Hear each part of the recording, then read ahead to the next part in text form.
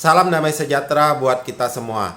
Pernyataan Edis TV yang mengatakan dalam tanda kutip bahwa Yesus punya Tuhan banyak dikomentari sebagai pernyataan yang sesat.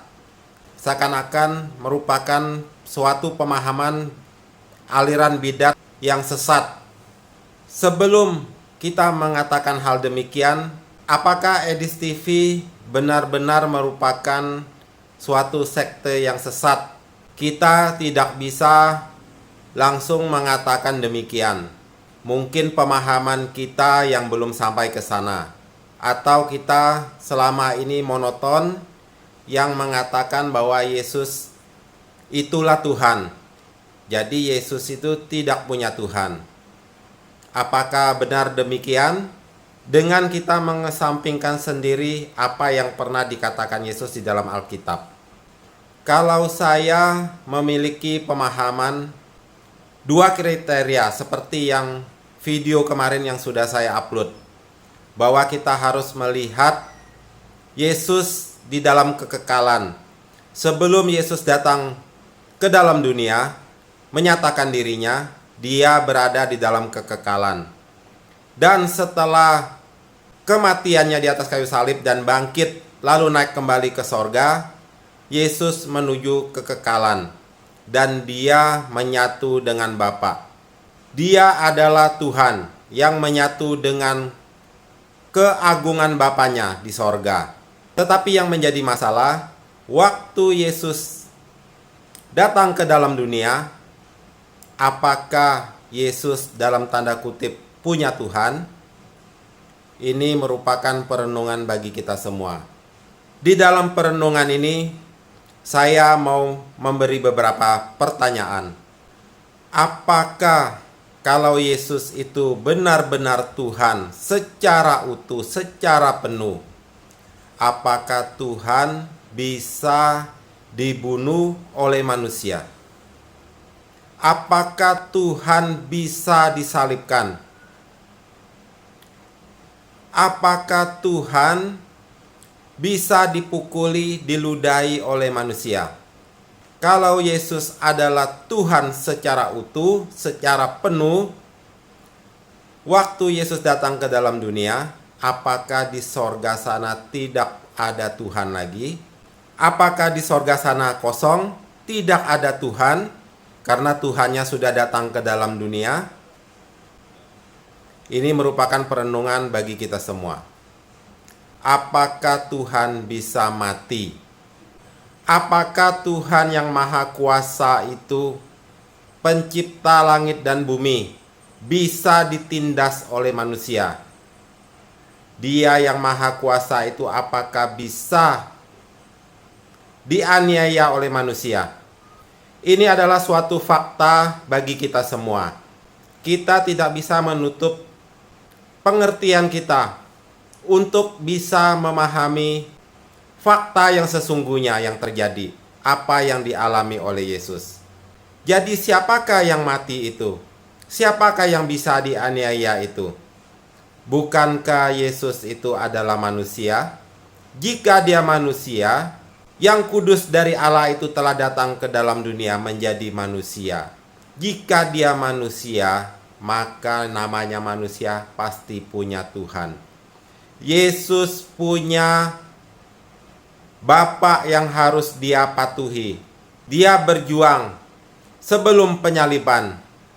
Dia menyerahkan semuanya kepada Bapa. Biarlah kehendakmu yang jadi, bukan kehendakku yang jadi. Dia harus patuh kepada Bapaknya.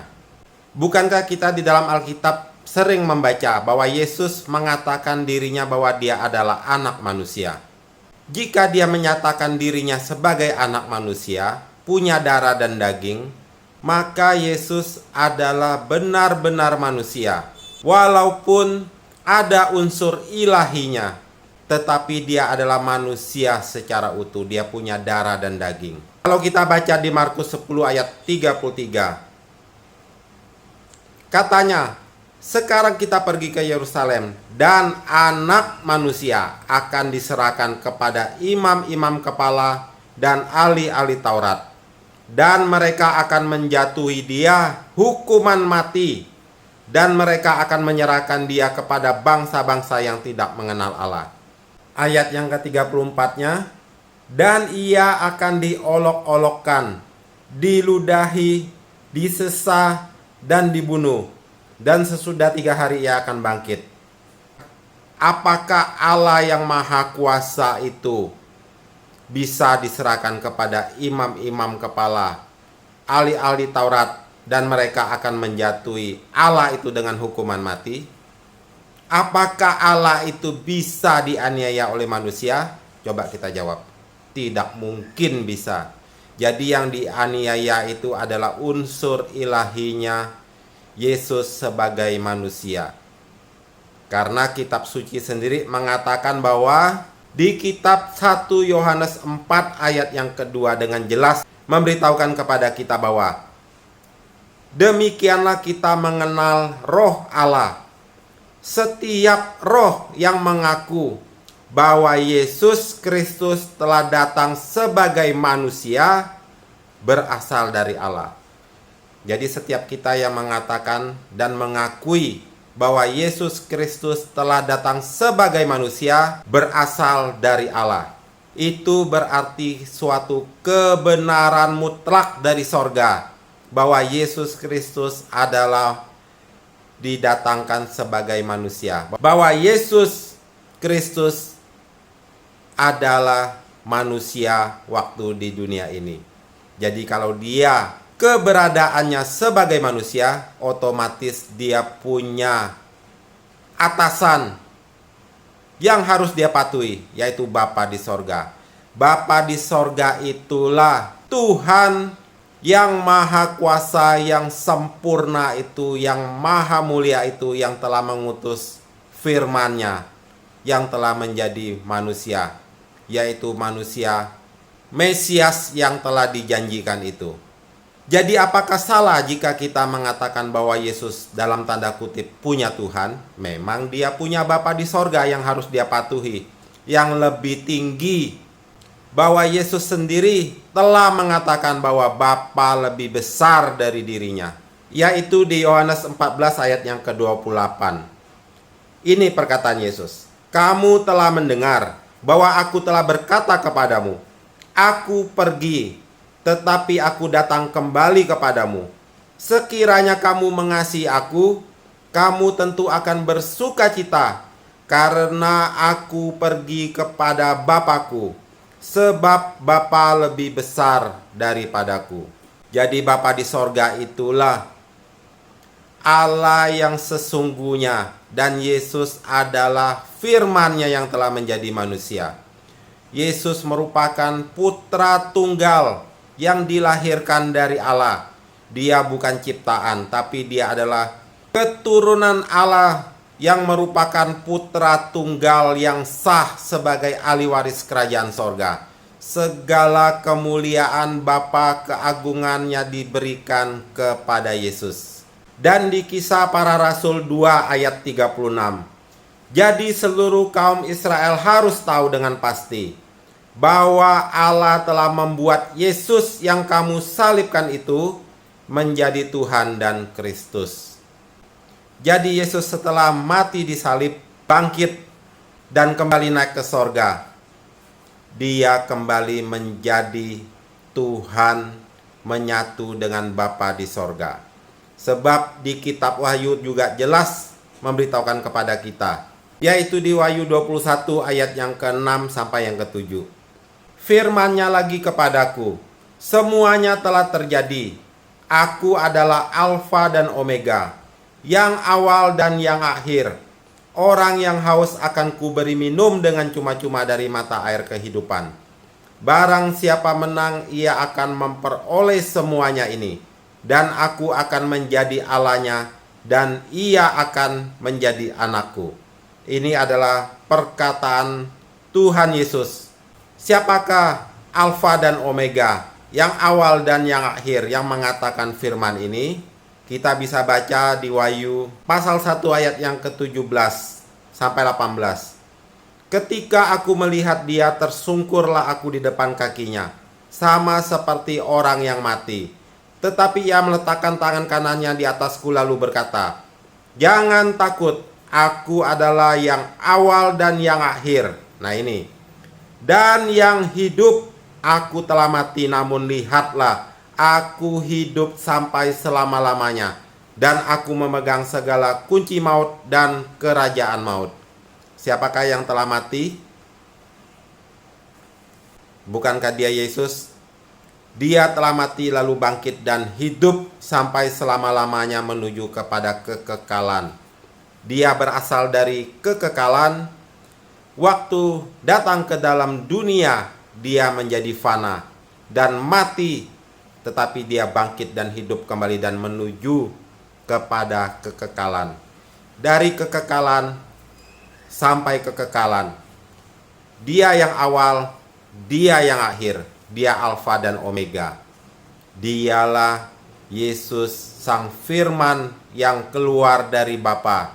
Dia adalah yang kudus. Dia Mesias yang diurapi.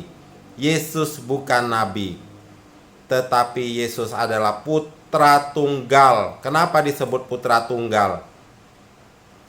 Disebut putra tunggal Bapa karena Yesus dilahirkan keluar dari Allah, dari diri Allah sendiri, dari pribadi Allah sendiri. Yesus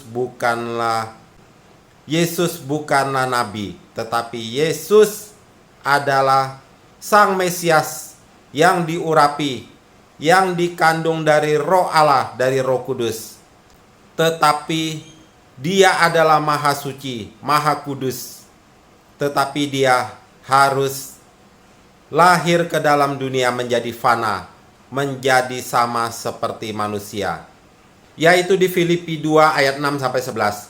Yang walaupun dalam rupa Allah tidak menganggap kesetaraan dengan Allah itu sebagai milik yang harus dipertahankan, melainkan telah mengosongkan dirinya sendiri dan mengambil rupa seorang hamba dan menjadi sama dengan manusia. Ingat, menjadi sama dengan manusia.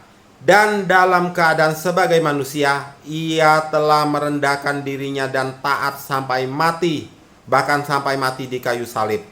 Itulah sebabnya Allah, yaitu Bapa di sorga, yang tidak pernah meninggalkan kerajaannya. Dia tetap bertata di dalam kerajaan sorga. Yang datang ke dalam dunia adalah firman-Nya, putra tunggalnya yang dilahirkan dari dirinya sendiri, yang menjadi manusia. Dan jika kita menyebut Yesus adalah Tuhan, bukan berarti bahwa di sorga sana tidak ada Tuhan. Bukan di sorga sana berarti kosong. Tuhan yang utuh itu tetap ada di sorga, yaitu Bapa yang kekal itu.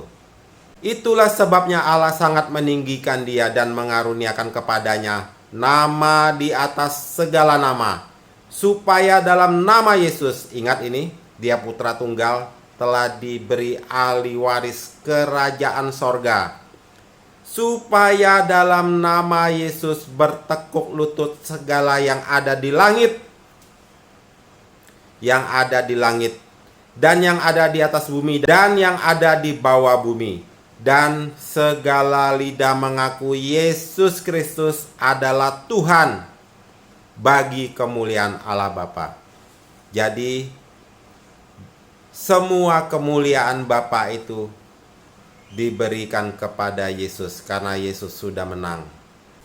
Karena Yesus sudah berhasil dengan sukses menyelesaikan semua misi yang telah Bapa tugaskan kepadanya. Dialah putra tunggal kerajaan sorga, dialah pangeran kerajaan sorga itu. Dan dia menyatu dengan Bapa di sorga. Dia dan Bapa adalah satu. Jadi, apakah sesat jika Edis TV mengatakan bahwa Yesus di dalam dunia ini, waktu di dalam dunia ini, tanda kutip punya Tuhan? Saya rasa tidak sesat. Karena Yesus menaklukkan dirinya kepada keinginan kehendak Bapa di sorga. Semuanya jelas ada tertulis di dalam Alkitab bahwa Yesus sebagai manusia dia merendahkan dirinya, bahwa dia sebagai manusia, dia punya Allah yang harus ditaati. Di Yohanes 20 ayat 17 dengan jelas Yesus mengatakan, kata Yesus kepadanya, janganlah engkau memegang aku, sebab aku belum pergi kepada Bapa. Tetapi pergilah kepada saudara-saudaraku dan katakanlah kepada mereka, bahwa sekarang aku akan pergi kepada Bapakku dan Bapamu, kepada Allahku dan Allahmu. Jadi Yesus mengikrarkan bahwa dia akan pergi kepada Allahku, Allahnya, dan Allahmu. Berarti Yesus menyebut Bapa di sorga itu adalah Allahnya juga. Ini adalah firman Tuhan yang tidak bisa kita pungkiri. Jadi keberadaannya waktu di dunia ini, jadi keberadaannya sebagai manusia waktu di dunia ini, dia mengakui bahwa Bapa di sorga itu adalah Allahnya. Allah yang dia akui berbeda dengan Allah yang kita akui. Jadi janganlah kita mengambil kesimpulan bahwa mengatakan Edis TV menganut suatu bidat yang sesat, yang mengatakan bahwa Yesus waktu di dunia mengatakan bahwa Yesus dalam tanda kutip punya Tuhan. Karena firman Tuhan pun jelas mengatakan demikian. Tetapi Yesus di dalam kekekalannya, dia menyatu dengan Bapa di sorga, menyatu dengan Allah itu sendiri. Dialah Tuhan itu. Dia mewarisi semua kepenuhan Bapa itu karena dia dilahirkan dari Allah. Dia dilahirkan dari Bapa. Dia adalah keturunan satu-satunya putra tunggal dari Bapa yang memiliki ahli waris sah semua yang Bapa miliki. Dialah sang firman itu, dialah Tuhan itu. Karena di kitab Wahyu tadi jelas, di Wahyu 21 ayat 7 tadi, barang siapa menang, ia akan memperoleh semuanya ini. Dan aku akan menjadi Allahnya, dan ia akan menjadi anakku. Roh Kudus tetap memimpin kita kepada jalannya yang benar, supaya kita bisa mengerti kebenaran-kebenaran firman-Nya, dan supaya kita bisa hidup di dalamnya. Tuhan Yesus memberkati kita semua. Amin.